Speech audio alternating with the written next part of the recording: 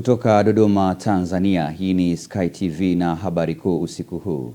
Rais Dr. Samia Suluhu Hassan awaomba viongozi wa kimila, machifu, watemi na Watanzania kwa ujumla kuendelea kuliombea taifa amani na utulivu. Na katika michezo, ligi kuu ya soka Tanzania bara kutifua vumbi siku ya kesho. Hujambo na karibu mtazamaji katika ulimwengu wa habari kutoka hapa Sky TV, tukikuletea uchambuzi wa dakika 60 za habari za michezo, biashara, bila kusahau utabiri wa hali ya hewa. Mimi ni Fredi Cheti. Rais wa Jamhuri ya Muungano wa Tanzania Mheshimiwa Dr. Samia Suluhu Hassan amewaomba viongozi wa kimila, machifu, watemi na Watanzania kwa ujumla kuendelea kuliombea taifa amani na utulivu wakati huu ambapo nchi inajiandaa kushiriki uchaguzi mkuu unaotarajiwa kufanyika Oktoba mwaka huu. Mwandishi wetu Mindi Joseph anatujuza zaidi. Rais Samia amekemea ramli chonganishi kwenye jamii hasa kwenye mchakato wa uchaguzi mkuu, akieleza kuwa wanaowania nafasi mbalimbali za uongozi watakuwa wageni wa waganga wa kienyeji, hivyo ni muhimu kutanguliza maslahi ya taifa mbele kwa kudumisha amani na utulivu nchini. Akizungumza leo Juni 21, 2021 katika ufunguzi wa tamasha la utamaduni la Bulabo lililofanyika katika viwanja vya Red Cross Kisesa wilayani Magu mkoani Mwanza, Rais Samia amesema kuwa utamaduni ni uhai wa jamii, ni lazima ulindwe kwa vizazi vya sasa na vijavyo. Niwaombe machifu wenzangu, watemi na viongozi wote wa kimila kuendelea kuliombea taifa letu. Tuendelee kuliombea taifa letu. Tunakwenda kwenye uchaguzi uwe wa amani, watu waende wachaguane kwa amani, tumalize vizuri. Ombi langu hasa kwa ndugu zetu viongozi wa kimila, waganga wale wa kienyeji, ombi langu kipindi hiki wanaomba kupata nafasi mbalimbali watawatembelea, na wanapowatembelea niombe sana tusifanye ramli chonganishi, kwa sababu hizo ndizo zinazovunja amani kwenye uchaguzi. Kama anakuja na fungu, we kula fungu. Umemwona atashinda, mwambie utashinda. Umemwona hatashinda, mwambie baba we nenda tu, mambo mazuri. Kula pesa yako, nenda kalale. Lakini tusifanye ramli chonganishi, kwamba naona kama utashinda, lakini kuna katibu wako huyu wa mkoa kama hakupendipendi hivi, kama tuende tufanye mambo kwa murua ili watu wote waende vizuri, tumalize uchaguzi vizuri. Mwenyekiti wa Umoja wa Machifu Tanzania Chifu Antonia Tonesiza Singalali amesema Umoja wa Machifu Tanzania wameahidi kulinda amani ya nchi. Ni wewe unayekwenda na wakati tunavyotaka sisi, unaheshimisha mila, unatulinda, unawalinda wananchi wako, unahamasisha kuheshimiana, watu wasidharauliane, na sasa unasema kazi na utu. Ni nani kama Samia? Machifu, ni nani kama Samia? Ni nani kama Samia? Tunaye rais mwelewa, mwadilifu, anatupenda, anaheshimu kila. Tamasha la kitamaduni la Bulabo linalohusisha jamii ya Kisukuma kutoka mikoa ya kanda ya Ziwa. Tamasha hili linatarajiwa kufikia kilele chake kesho Jumapili Juni 22. Mindi Joseph, Sky TV. Shukran sana Mindi Joseph kwa undani wa taarifa hiyo. Tuangazie taarifa nyingine. Makamu wa Rais wa Jamhuri ya Muungano wa Tanzania Mheshimiwa Dr. Philip Mpango amesema ubia wa maendeleo baina ya Afrika na Italia kupitia mpango wa Mattei Plan na mpango wa Ulaya utasaidia katika kuendeleza miundombinu, rasilimali watu, kilimo na maendeleo ya kidigitali barani Afrika. Makamu wa Rais amesema hayo mara baada ya kushiriki mkutano wa ubia wa maendeleo kati ya bara la Afrika na serikali ya Italia, ambapo amesema mkutano huo umejadili zaidi ya vipaumbele vya nchi za Afrika na kudhamiria kutekeleza miradi kwa vitendo. Ambalo tumejadili hapa ni kuhusu kuongeza thamani mazao yetu na hususan zao muhimu la kahawa. Kama inavyofahamika, Tanzania ni ya 4 kwa ukubwa wa kuuza nje kahawa kutoka bara la Afrika, na kubwa hapa ni kuweza kuongezea thamani ya kahawa kule kule nyumbani, ili tusiwe sasa tunapeleka nje kazi ambazo wananchi wetu wangeweza kufanya. Kwa hiyo dawa kubwa ni kuongeza thamani ya kahawa yetu kule kule Afrika, Tanzania na nchi nyingine, ili sasa tuweze kupata thamani kubwa zaidi kutokana na kilimo chetu cha kahawa. Lakini jambo lingine kubwa, maendeleo yote yanategemea sana rasilimali watu. Kwa hiyo mkazo katika mazungumzo pia imekuwa ni uwekezaji unaohitajika katika nguvu kazi, elimu ya ufundi, lakini pia uwekezaji kwenye afya, kwenye maji, na hili ni muhimu ili tuweze kutengeneza mazingira ya vijana wetu, mazingira mazuri ya maisha, ili wasiweze kutamani kukimbilia kwenye nchi nyingine, hususan Ulaya. Kikubwa mimi nilichofurahia ni kwamba badala ya wenzetu huku Ulaya kutuletea yale ambayo wanadhani ni vipaumbele, hili mazungumzo ya leo yamejikita zaidi kwenye vipaumbele vyetu sisi wenyewe kama nchi za Afrika, lakini kutoka kwenye maneno na sasa kwenda kwenye vitendo. Na la mwisho labda tu niseme kwamba mkutano huu umeshirikisha taasisi za kimataifa za kifedha, Benki ya Dunia, Shirika la Fedha la Kimataifa, lakini pia Africa Finance Corporation, ambazo sasa zitaungana na zimeahidi hapa pamoja na Jumuiya ya Ulaya na Italia yenyewe kuweza kutoa fedha kwa ajili ya kugharamia miradi hiyo na kuendelea pia kuiuza miradi hii kwenye taasisi mbalimbali na majukwaa mengine ya mazungumzo, ili sasa iwe ni kweli kwa vitendo, sio ibakie tu ni mipango kwenye makaratasi, lakini iweze kuwa inatekelezeka.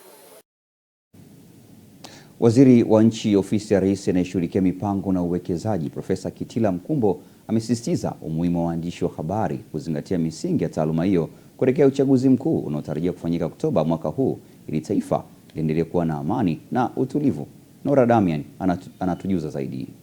Profesa Kitila ameyasema hayo leo wakati akifungua mkutano mkuu wa klabu ya waandishi wa habari mkoa wa Dar es Salaam, ambapo amesema nia ya serikali ni kuona nchi inafanya uchaguzi wa kidemokrasia na ambao utaiacha nchi ikiwa salama. Misingi yetu ya demokrasia bado tunaisimika.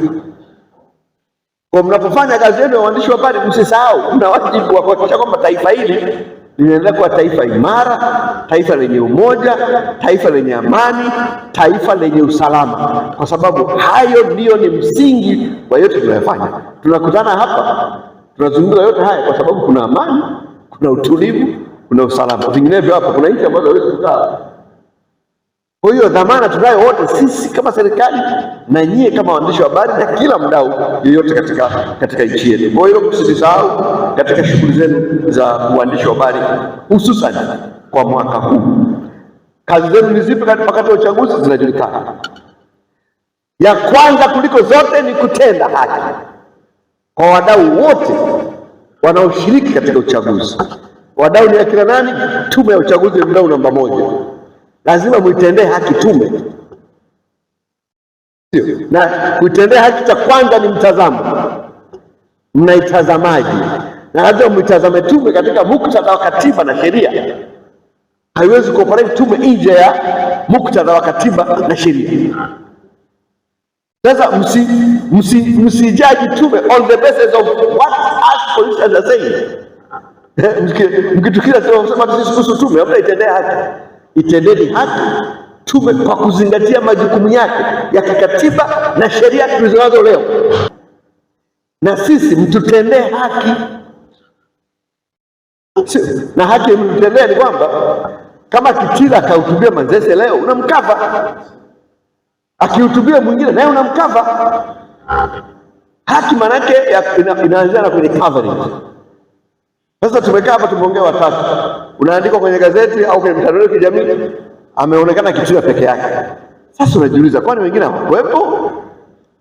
Si ukave ili msomaji asome, aseme, afanye nini? Uamuzi. Kwa hiyo haki inaenda kupotea pale ambapo unaanza kuficha wengine. Yaani kana kwamba sasa mshiriki ni mmoja peke yake.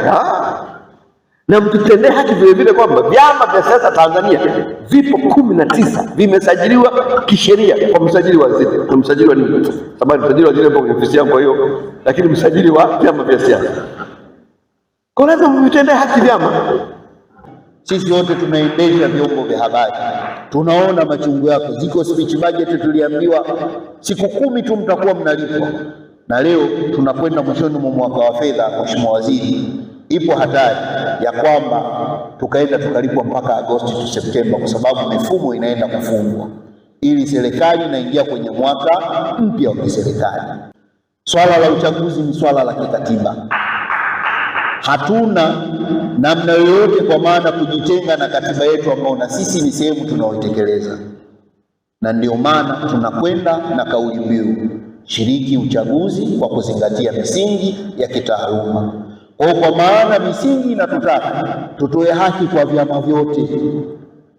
Kama Profesa CCM, wewe najua ni mbunge wa CCM huko pale Manzese, tukave story na chama B basi nacho ACT na nani, napo tumtendee haki iliyo sawa, lakini tuzingatie maadili. Tukiangalia kwa mujibu wa sheria na kwa mwaka wa kiserikali mwisho ni Juni 30. Na ukiangalia sura ya mkurugenzi mtendaji wa bodi ya ithibati anakuambia hakuna muda kuongeza.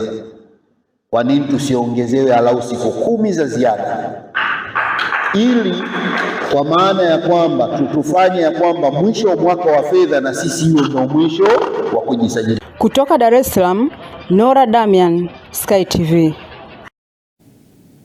Mtazamaji, unatazama Ulimwengu wa Habari kutoka hapa Sky TV, na tulionayo usiku huu ni pamoja na uhifadhi wa matumizi ya kemikali katika uchenjuaji wa dhahabu wahatarisha usalama wa afya maeneo ya uchimbaji wa madini. Karibu tena mtazamaji, tuendelee na taarifa yetu ya habari kutoka hapa Sky TV. Mimi ni Freddy Cheti. Mamlaka ya maabara ya mkemia mkuu wa serikali GCLA Nyanda za Juu Kusini imebaini uhifadhi wa matumizi ya mwisho inayotumika katika uchenjuaji wa dhahabu katika maeneo ya uchimbaji wa madini, hali inayohatarisha usalama wa afya za binadamu na kupelekea magonjwa ya muda mrefu. Taarifa ya mwandishi wetu Upendo Kibetile kutoka Mbeya inafafanua zaidi. Mamlaka hiyo imesema kutokana na matumizi ya kemikali kutokuwa salama, imeanza kutoa elimu kwa wachimbaji wa dhahabu mikoa ya Nyanda za Juu Kusini ili kuepukana na madhara yanayoweza kujitokeza na kutumia kemikali hizo kwa kufuata sheria na miongozo. Kuna ombwe kubwa la watu kujihusisha na shughuli hizi za kutumia kemikali ambao matumizi yao kimsingi yanakuwa sio salama, lakini hata uhifadhi wao. Kwa hiyo tumewafundisha juu ya uhifadhi salama wa kemikali na matumizi salama ya kemikali ili kuepukana na madhara mbalimbali ambayo yanaweza kujitokeza pale endapo kemikali hazitohifadhiwa katika mazingira salama, lakini pia hazitotumika katika mazingira salama. Athari hizo zinaweza zikawa ni magonjwa ambayo hayo magonjwa, kuna yale ambayo yanaweza kujitokeza kwa ndani ya muda mfupi, kwa maana kwa haraka, lakini yapo magonjwa ambayo yatajitokeza baada ya miaka kadhaa ya mtu kuathiriwa na kemikali. Kwa hivyo tunawahimiza wazingatie matumizi salama kwa ajili ya kuhakikisha wanalinda afya zao kwa ajili ya sasa na baadaye, lakini pia na mazingira kwa ujumla. Ipo kemikali ambazo ziko katika makundi ambayo ni kemikali hatarishi na zina athari katika mazingira yetu ya kila siku.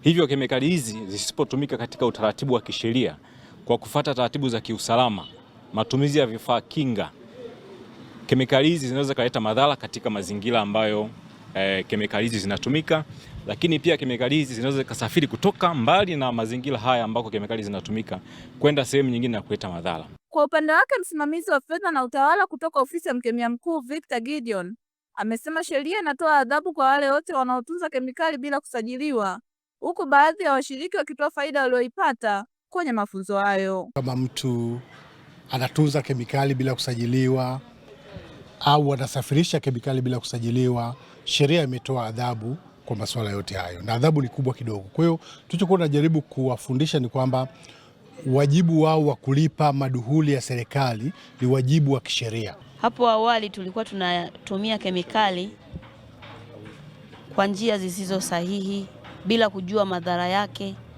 Tulikuwa tunagusa bila kujua zinatuathiri vipi katika afya zetu na jamii kwa ujumla. Matumizi, lakini uhifadhi na sheria ambazo zinahusiana na kemikali. Binafsi yangu hapo awali sikujua kama kuna sheria kadhaa ambazo zinahusisha katika matumizi, na nilikuwa nahisi kama vile ni jambo tu la kawaida. Nikiripoti kutoka mkoani Mbeya, Upendo Kibetile, Sky TV. Shukrani sana Upendo Kibetile kwa undani wa taarifa hiyo. Tuangazie taarifa nyingine. Halmashauri ya wilaya ya Geita mkoani Geita imevuka lengo la kukusanya mapato kwa mwaka wa fedha 2024-2025 kwa kukusanya mapato kwa asilimia 120. Mwandishi wetu Michael Bundala ana taarifa zaidi. Ni katika kikao cha kuvunja baraza la madiwani katika halmashauri ya wilaya ya Geita kilichofanyika katika ukumbi wa halmashauri Nzera mkoani hapa. Katika kikao hiki, mkurugenzi mtendaji halmashauri ya wilaya ya Geita ametaja mafanikio hayo kwa mwaka wa fedha unaoenda kukamilika wa mwaka 2024-2025. Bajeti ya halmashauri kwa mwaka 2024-2025 imepanda kufikia bilioni 8,348,129,000. Kwa kuwa mnazo taarifa, hali halisi inajionyesha kwenye jedwali lililoambatanishwa pamoja na hii, ambapo kwa sasa hadi leo mnapoondoka mnajivunia uwepo wenu, kwa sababu tayari tumekusanya bilioni 10,696,300 ambayo ni sawa na asilimia 120.62. Kupitia kikao hiki cha kuvunja baraza la madiwani kama ilivyotangazwa na Waziri wa Nchi, Ofisi ya Rais, Tawala za Mikoa na Serikali za Mitaa, TAMISEMI, Mohamed Mchengerwa, madiwani hawa wanaeleza safari yao ya miaka 5. Mwenyekiti, ilikuwa ni ngumu kumeza kwamba unakuwa diwani kwa mara ya kwanza alafu unakuwa ndiye mwenyekiti wa halmashauri, lakini ulioyafanya amedhihirisha uwezo wako, umahiri wako, mchapakazi wako na usimamizi mzuri kwenye halmashauri nzima, kuitoa bajeti bilioni 4 mpaka kufika bilioni 11. Twende tukazungumze na wananchi, twende tukatafute kula ili tuweze kurudi mjengoni, tuweze kuendelea na mabenchi yetu haya. Asanteni sana, Mwenyezi Mungu amebariki. Mwenyekiti wa Chama cha Mapinduzi CCM wilaya ya Geita amempongeza mwenyekiti wa halmashauri ya wilaya ya Geita kwa kuleta umoja katika baraza la madiwani.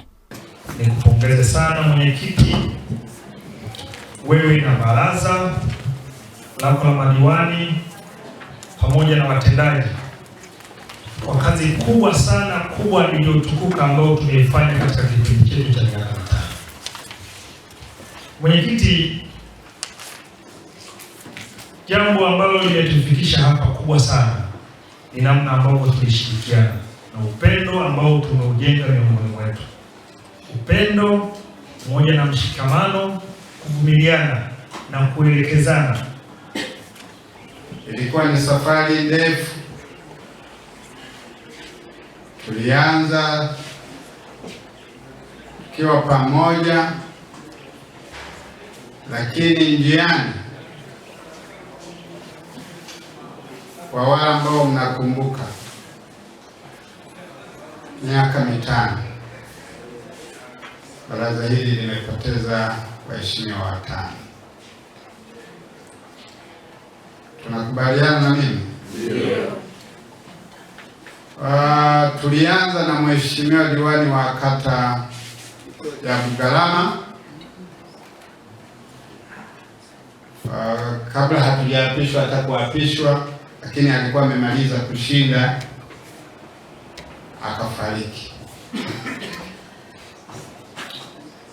Tukaja na mheshimiwa diwani wa viti maalum ambaye anatokea Bukoli, dada yetu Rehema,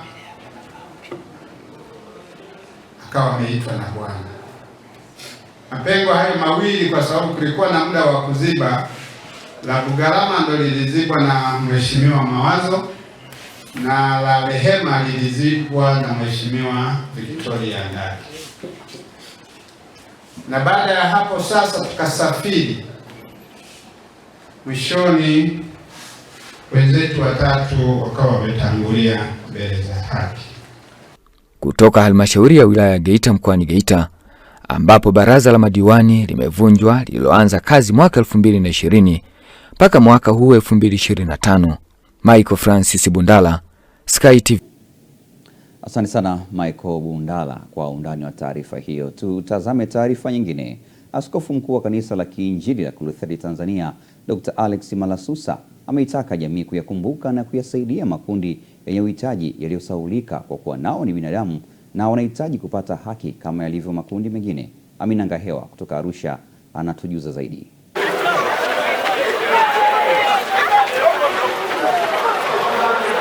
Askofu huyo ameyasema hayo jijini Arusha wakati wa mbio za KKKT Marathon ambazo zimelenga kukusanya fedha kwa ajili ya kusaidia makundi yenye uhitaji katika jamii na maadhimisho ya miaka 62 ya kanisa la Kiinjili la Kilutheri Tanzania.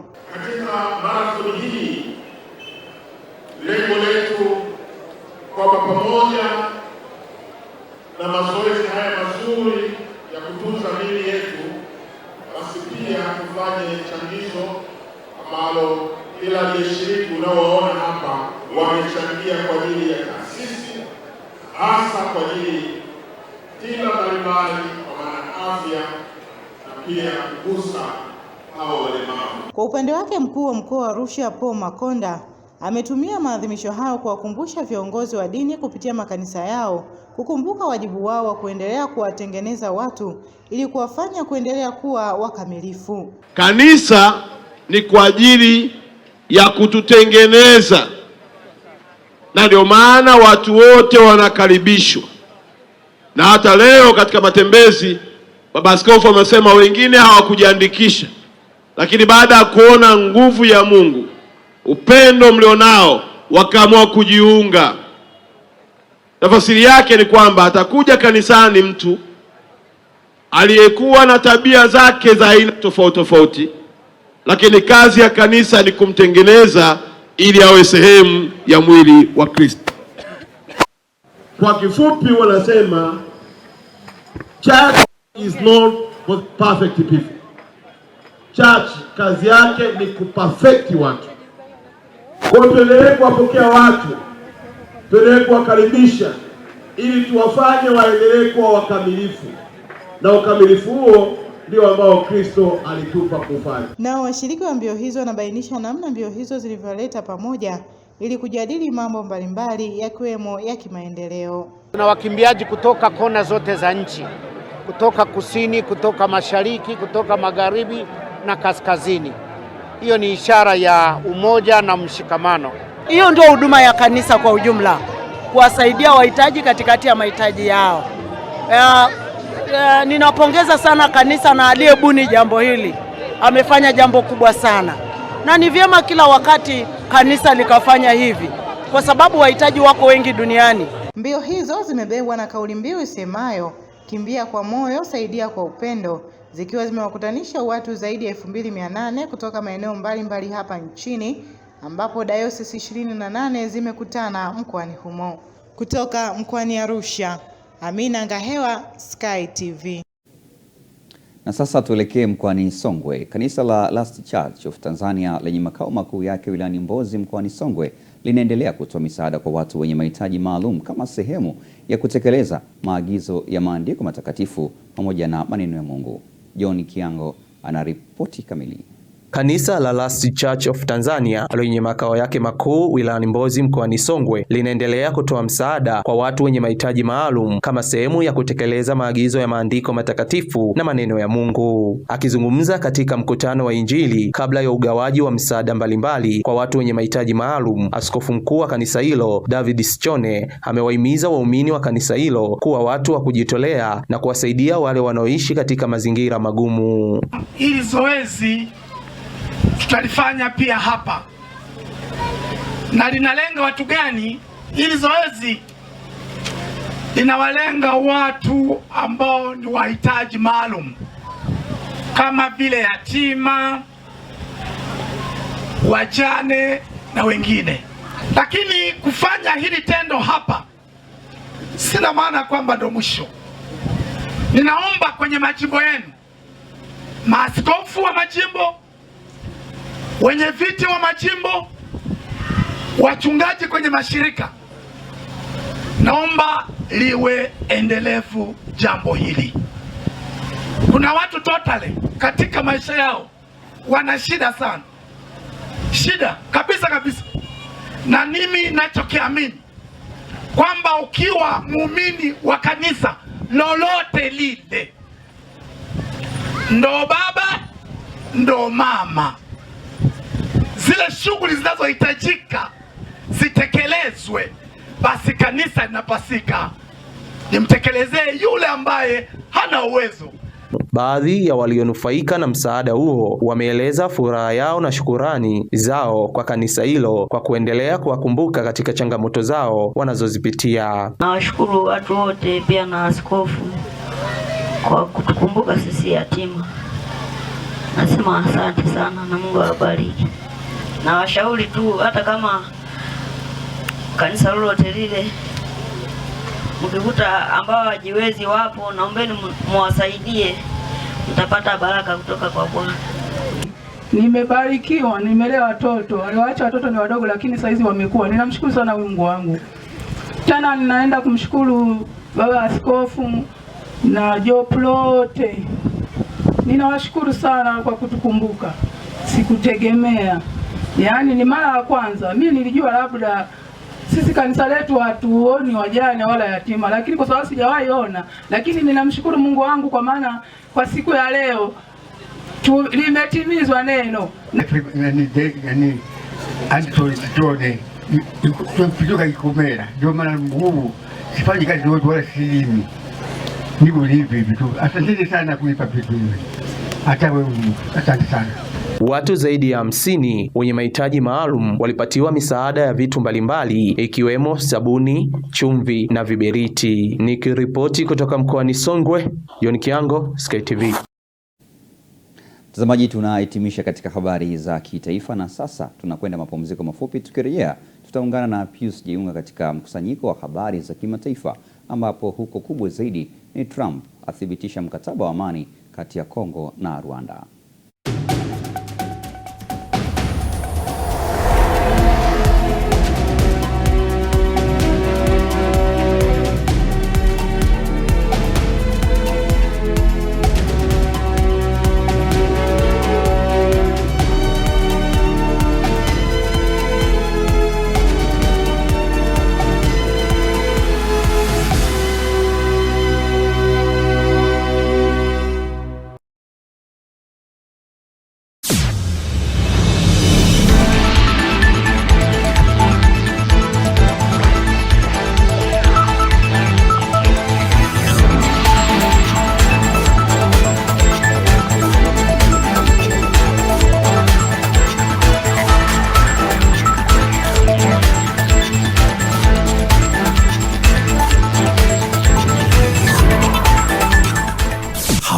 za kimataifa.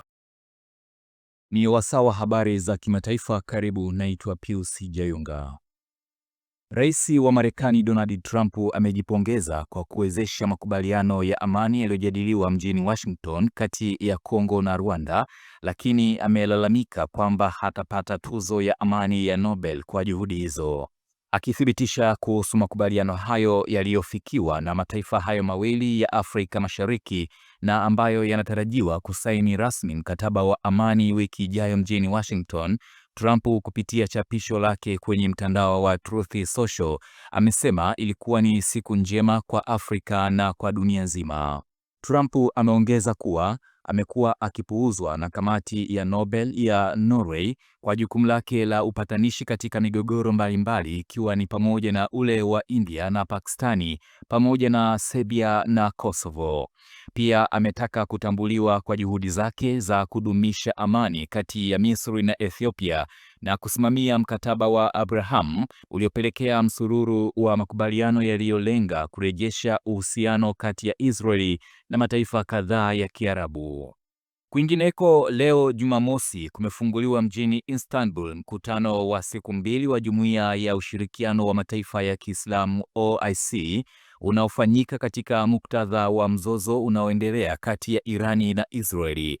Kulingana na shirika la habari la Uturuki Anadolu, mamia ya washiriki wanatarajiwa kuhudhuria mkutano huo.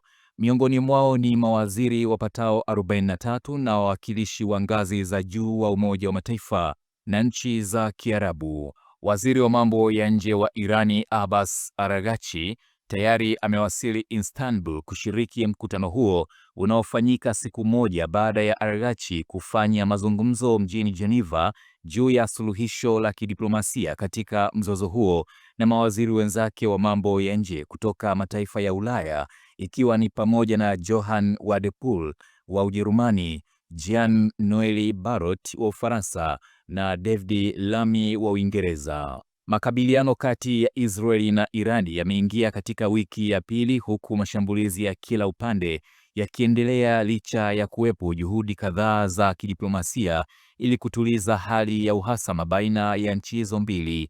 Wakati huo huo, Rais wa Marekani Donald Trump ametoa muda wa wiki 2 ili kupisha juhudi hizo za kidiplomasia kabla ya kuamua iwapo jeshi lake litashambulia au la vinu vya nyuklia vya Irani. Maafisa wa Ulaya wameonyesha matumaini yao kwa mazungumzo yajayo. Wakati huo huo, jeshi la Israeli limesema leo kuwa limemuua afisa wa ngazi ya juu wa Irani anayesimamia uratibu wa kijeshi wa kundi la wanamgambo wa Kipalestina la Hamas katika shambulio kwenye eneo la Qom kusini mwa Teherani. Katika taarifa, jeshi hilo limesema kuwa ndege za kivita za Israeli zililenga na kumuua kamanda wa kikosi cha Quds cha Palestina Sili Aizadi, ambaye pia ni mratibu mkuu kati ya utawala wa Irani na kundi la kigaidi la Hamas. Wakati huo huo, jengo la makazi kaskazini mwa Israeli limelengwa na droni baada ya jeshi kuripoti kuhusu uvamizi katika bonde la Beit Shean. Haya ni kwa mujibu wa mashuhuda. Aidha, huduma ya kitaifa ya dharura ya matibabu ya Israeli imethibitisha kuhusu tukio hilo na kuongeza kuwa timu zake za uokoaji hazikupata majeruhi wowote zilipowasili eneo la tukio. Mwisho wa habari za kimataifa. Mimi ni Pius Jayunga.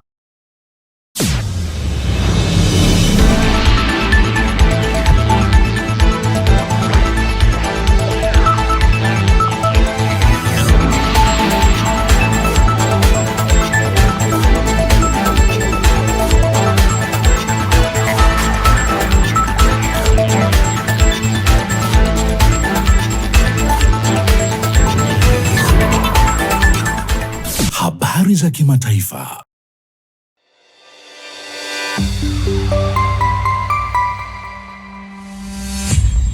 Sky TV.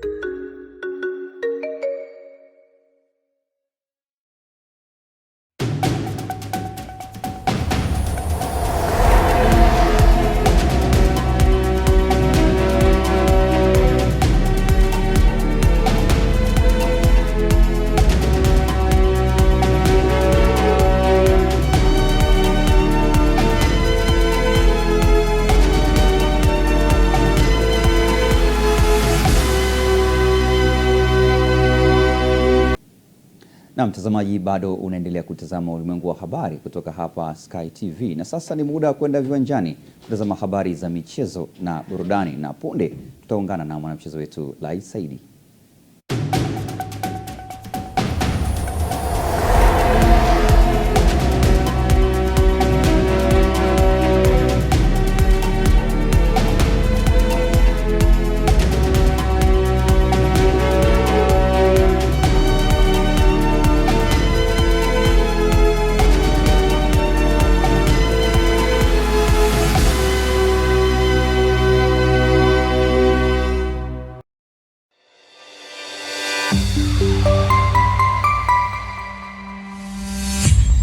Sky TV.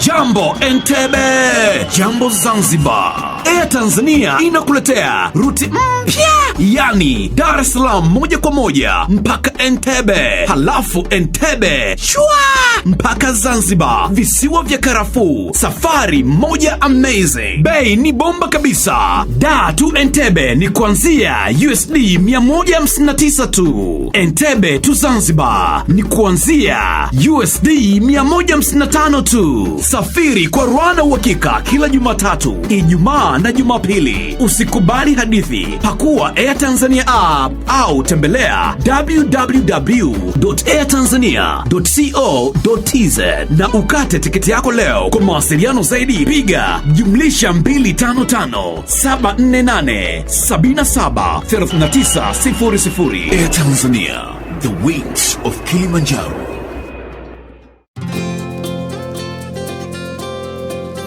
Iyula Malaika Sekondari iliyopo Kingolwilo, Morogoro mjini ni shule ya bweni na kutwa ya wavulana na wasichana wa dini zote, kidato cha kwanza hadi cha 6. Inawatangazia nafasi za masomo kidato cha 5 2025 kwa tahasusi za HGK, HKL na HGL. Sifa za mwombaji ni ufaulu wa kuanzia daraja C katika masomo matatu na kuendelea. Kuhamia kidato cha kwanza na 3 mwaka 2025 kwa masomo ya science, sanaa na biashara. Usajili unafanyika kila siku za kazi saa 2 kamili asubuhi shuleni Iyula Malaika Sekondari. Ada inalipwa kwa awamu 4 tu kwa mwaka. Fomu za kujiunga zinapatikana shuleni Iyula Malaika Sekondari na kwa Dar es Salaam Msimbazi Center chumba namba 9. Kwa mawasiliano zaidi piga simu namba 0786 88 58 80, 0747 84 50 01 au 0716 30 18 83. Mlete mwanao Iyula Malaika kwa elimu bora na ya uhakika.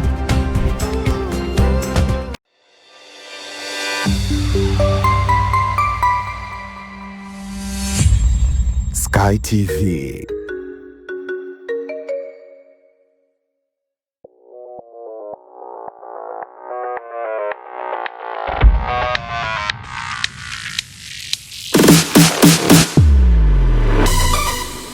Habari za michezo na burudani.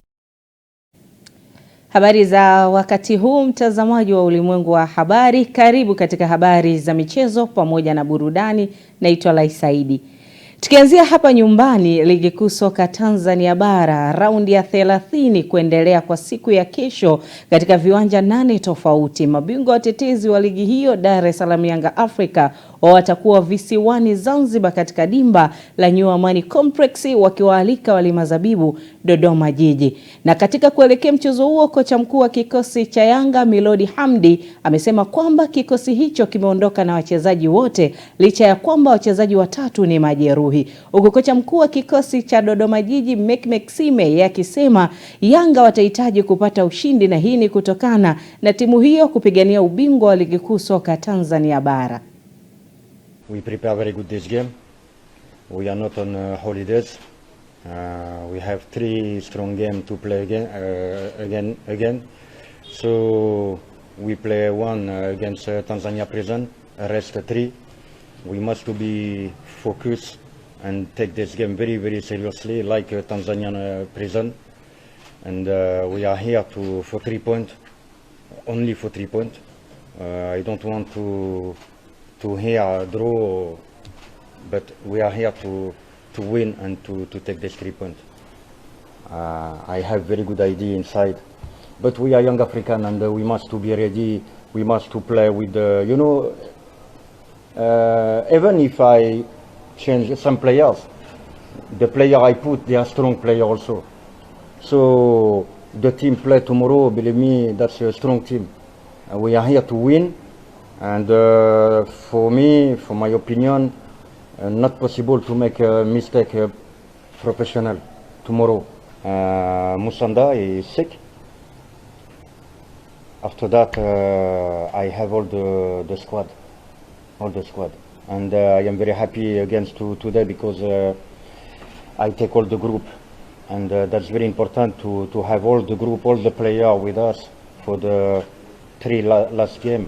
They must to be with us all. Also the player be out in the group. Also you have 3 yellow cards. Muda have got 3 yellow cards also, so they don't play this game. Don't have choice. We must because the game of against Simba is in Dar es Salaam. Yeah, nafikiri nimeeleza tangu mwanzo. Nimeeleza vizuri kabisa kuwa tumejiandaa na huu mchezo toka Dodoma. Maandalizi yote tulishafanya. Na hapa tumeingia salama kabisa salimini. Kwa hiyo kikubwa tu kesho Mungu atuamshe salama ili twende sisi tukakamilisha jambo letu ambalo tumekuja kulifanya hapa Zanzibar. Bado tuko kwenye mchezo wa ligi kuu na kesho ni mchezo wa mwisho. Kwa hiyo kwanza mpaka sasa hizi tulipofikia tunashukuru Mwenyezi Mungu, tumecheza ligi salama na kesho tunaomba tuhitimishe salama. Kwa hiyo washabiki waje kwa wengi kesho. Ni mechi ngumu kwa sababu tunacheza na mtu ambaye anafukuzia ubingwa, kwa hiyo tutakuwa sio mechi rahisi. Katika uwanja wa KMC Complex, wekundu wa Msimbazi Simba kesho atakuwa dimbani majira ya saa 10 jioni wakiwaalika wana Super Nkurukumbi Kagera Sugar ambao tayari wameshashuka daraja katika ligi hiyo. Kocha msaidizi wa kikosi cha Simba Selemani Matola akizungumzia kuhusiana na mchezo wa kesho na akikiri mchezo kuwa mgumu. Ya, ni kweli kama nilivyosema mwanzoni hapa, tunakutana na timu ambayo haina cha kupoteza, na siku zote unapocheza na timu ambayo haina cha kupoteza wao wanacheza hawana pressure. Sisi tunatafuta kitu ambacho ili tuende kwenye ubingwa. Kwa hiyo sisi tutakuwa tuna pressure kubwa sana kuliko wao. Kwa wao watakuwa relax kuliko sisi. Na kama nilivyosema mwanzoni, watacheza kwa juhudi kwa sababu timu imeshuka, lakini siku zote mchezaji anakuwa hapendi kushuka. Kwa hiyo atataka aonyeshe ili aweze kubaki kwenye Premier League. Kwa hiyo nasema kwamba itakuwa ni mechi ngumu kwa sababu wao hawana cha kupoteza. Ndani ya wiki tuna mechi 3, tuna game 3 mfululizo. Kwa hiyo sidhani kama kila baada ya siku 2 unaweza kutumia wachezaji wale. Siku zote wachezaji ambao sio mashine, naweza kusema kwamba ni kweli. Katika game zilizobaki hizi lazima tufanye rotation, hatuwezi kuchezesha wachezaji wale. Kwa mimi nafikiri tutegemee rotation katika mchezo wa kesho.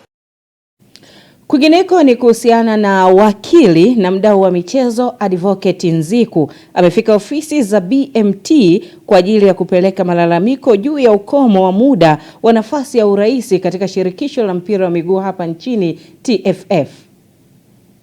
Kama mdau wa michezo nimekuja hapa kwa lengo kubwa moja katika ofisi za Baraza la Michezo la Taifa ili niweze kuwasilisha barua yangu. Barua ambayo imesheheni malalamiko kuhusiana na uhalali ama kuhusiana na ukiukwaji mkubwa wa mabadiliko ya katiba ya shirikisho la mpira wa miguu Tanzania kwa maana ya TFF. Yale yaliyofanyika mabadiliko ya mwaka 2019, hususan kile kifungu cha 37 kuhusiana na ukomo wa uongozi wa rais wa shirikisho la mpira wa miguu Tanzania kwa maana ya TFF. Kwa mujibu wa nchi yetu inaongozwa kwa mujibu wa sheria, taratibu, lakini pia kanuni. Kwa maana kwa ujumla wake nchi inaongozwa kwa sheria ambayo ni sheria mama, Katiba ya Jamhuri ya Muungano wa Tanzania ambayo ni sura ya 2 ya mwaka 1977 kama ilivyofanyiwa marekebisho mara 14. Lakini kwa upande wa eneo ambalo mimi nimejikita nalo kwa minajili ya barua hii, nipo zaidi sana katika sheria hizi za shirikisho la soka au shirikisho la mpira wa miguu. Hakuna kikomo cha kutoa lalamiko kwa mtu yoyote mkereketwa wa mpira wa miguu ambaye ana uwezo wa kuja kulalamika ama kuhoji. Kwa hivyo ni kweli mabadiliko yamefanyika muda mrefu, lakini kwa kuwa sasa ndo wakati wa jambo lenyewe, basi mimi nikaona huu ni wakati mwafaka. Kwingineko ni kuhusiana na waogeleaji 7 kutoka Tanzania wataiwakilisha nchi katika mchezo huo nchini Singapore pamoja na Romania. Waogeleaji Corin Saliboko pamoja na Michael Joseph wamechaguliwa kushiriki katika mashindano ya World Aquatic Swimming Championship yatakayofanyika Singapore kuanzia Juli 24 mpaka Agosti 4 mwaka huu. Huku waogeleaji Philbetha Demelo, Brigate Help, Romeo Mithal Mwaipasi, Austini Okore na Mark Tibararwa wakichaguliwa kushiriki mashindano ya World Aquatics Junior Swimming Championship ambayo yatafanyika huko Otopini nchini Romania kuanzia Agosti 15 mpaka Agosti 25 mwaka huu. Chama cha mchezo huo Tanzania Aquatics kimetoa taarifa hiyo huku kikiwaomba Watanzania kuwaunga mkono wachezaji hao katika kutimiza malengo yao.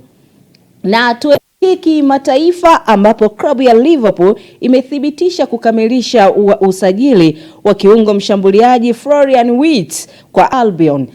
Tuangazie katika masumbwi ambapo bondia kutokea New Zealand Joseph Parker amewashiwa taa ya kijani kutetea ubingwa wake wa WBO interim uzito wa juu dhidi ya bondia Derek Chisora katika pambano lao la 3 watakalopigana. Katika mapambano mawili waliokutana mabondia hawa, Joseph Parker aliibuka mshindi katika mapambano yote, huku mara ya mwisho kukutana ilikuwa ni mwaka 2021 na Joseph Parker akishinda pambano hilo. Mwisho wa habari za michezo na burudani, mtazamaji wa Ulimwengu wa Habari, ni kutakia usiku mwema, lakini pia ni kurejeshe kwake Freddy Cheti aweze kukamilisha Ulimwengu wa Habari usiku huu.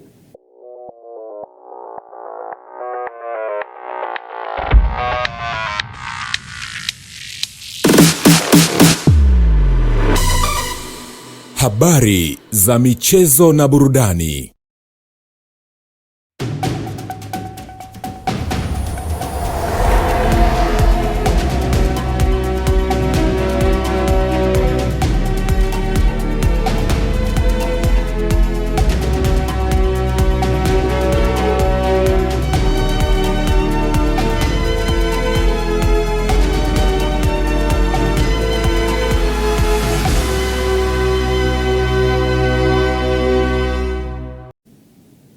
Ni mwanamichezo wetu Lai Saidi akihitimisha hivyo katika habari za michezo na burudani. Na kabla ya kuhitimisha Ulimwengu wa Habari kwa siku ya leo, moja kwa moja tukapata kutazama utabiri wa hali ya hewa kutoka kwa mamlaka ya hali ya hewa nchini TMA.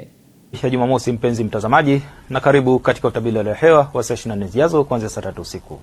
Jina langu ni Ramadhani Omari kutoka mamlaka ya hewa Tanzania. Mifumo upepo inaonyesha upepo unatarajiwa kuvuma kwa kasi ya kilomita 40 kwa saa, hususan katika maeneo ya ukanda wetu wa pwani ya Bahari ya Hindi. Kwa maeneo ya Ziwa Victoria, upepo unatarajiwa kuvuma kwa kasi ya kilomita 20 kwa saa. Ilhali katika maeneo ya Ziwa Tanganyika pamoja na Ziwa Nyasa, upepo unatarajiwa kuvuma kwa kasi ya kilomita 30 kwa saa. Na mamlaka ya hewa inatoa angalizo la vipindi fupi vya upepo mkali unafikia kilomita 40 kwa saa katika baadhi ya maeneo ya ukanda wetu wa pwani. Hivyo ni vema kwa wananchi na watumiaji wa bahari kuendelea kuchukua hatua zinazostahiki. Na kwa usiku wa leo, hali ya ukavu inatarajiwa kuendelea katika maeneo mengi hapa nchini, lakini pia hali ya baridi inatarajiwa katika baadhi ya maeneo, hususan yale yenye nyanda ya juu kusini magharibi. Na kiwango cha chini kabisa cha joto kinatarajiwa kwa nyuzi joto 8 katika maeneo ya mkoa wa Mbeya pamoja na Njombe. Na kwa siku ya kesho, maeneo yanayozunguka Ziwa Victoria yanatarajiwa kuwa na hali ya mawingu kiasi, mvua na ngurumo za radi katika maeneo machache na vipindi vya jua. Na maeneo mengine nchi yaliyosalia yanatarajiwa kuwa na hali ya mawingu kiasi na vipindi virefu vya jua. Na sasa tupate utabiri wa siku 4 zijazo kwa baadhi ya maeneo hapa nchini. Kwa mkoa wa Dar es Salaam tunatarajia mvua nyepesi katika maeneo machache. Kwa mkoa wa Dodoma, kiwango cha chini cha joto kinatarajiwa kwa nyuzi joto 15 hadi 16. Na mkoa wa Mwanza, kiwango cha chini cha joto kinatarajiwa kuwa kati ya nyuzi joto 17 hadi 21. Mkoa wa Kilimanjaro, kiwango cha chini cha joto nyuzi joto 15 hadi 18. Na mkoa wa Mbeya, kiwango cha chini ni nyuzi joto 8. Kwa mkoa wa Morogoro tunatarajia hali ya mawingu kiasi na mvua nyepesi katika maeneo machache. Mkoa wa Arusha, kiwango cha chini nyuzi joto 12 hadi 14. Na mpaka kufikia hapo, kutoka mamlaka ya hewa tuna ziada. Asante kwa kuwa nami na nikwage kwa heri.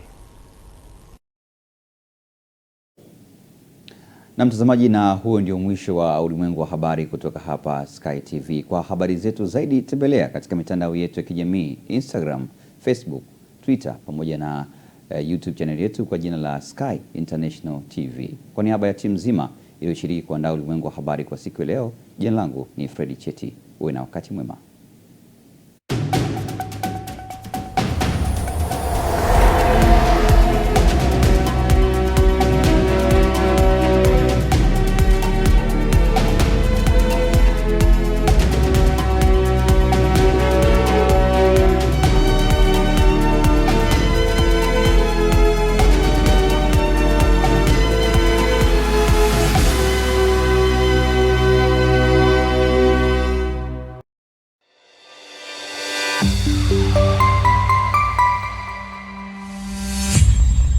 Sky TV.